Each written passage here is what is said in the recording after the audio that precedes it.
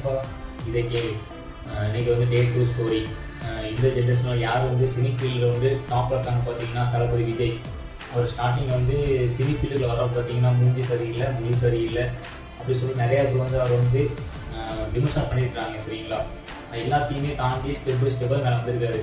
விடாமுயற்சி விஸ்வரூப வெற்றின்னு சொல்லி காரணமே அவர் கூட சொல்லலாம். ஏன்னா வந்து ஸ்டார்டிங் ஸ்டேஜில் இருந்து அவ்வளோ கஷ்டப்பட்டுருக்காரு. சிங்கிள் மேன் ஓகேங்களா, சிங்கிள் மேனாக அவர் பேசின ப்ராப்ளம் இல்லை. அதே மாதிரி தான் இப்பவும் பார்த்தீங்கன்னா 51 வயசு ஆகுது. இந்த ஏஜ்லேயும் பார்த்தீங்கன்னா அவர் டான்ஸ் ஆகிறது காரணம் பார்த்தீங்கன்னா அவர் மேலே தன்னம்பிக்கை மட்டும்தான். இந்த தன்னம்பிக்கை காரணத்தினால இன்னும் அவர் வந்து டாப்பில் இருக்காரு. Because she is a silent person. ஓகேங்களா, இதே மாதிரி நம்ம லைஃப்லேயும் நிறைய ப்ராப்ளம் வரும், நிறைய ஸ்ட்ரகிள்ஸ் வரும். இதெல்லாம் தாண்டி வந்துதாகும்.